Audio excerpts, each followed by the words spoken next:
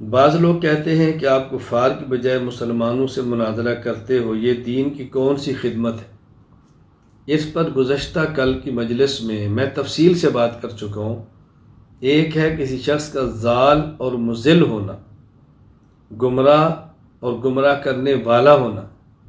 ایک ہے کسی شخص کا ضار اور مضر ہونا، یعنی کوئی شخص نقصان دہ کتنا ہے۔ کفر اور بدعت، یہ مسئلہ ہے ضلالت کا۔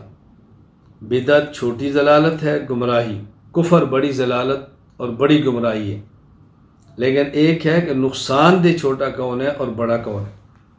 بسا اوقات غیر مسلم دین کے لیے اتنا مضر اور نقصان دہ نہیں ہوتا جتنا ملحد اور بدعتی ایک مسلمان نقصان دہ ہوتا ہے۔ تو ظاہر ہے پھر تردید اسی کی کرنی پڑتی ہے۔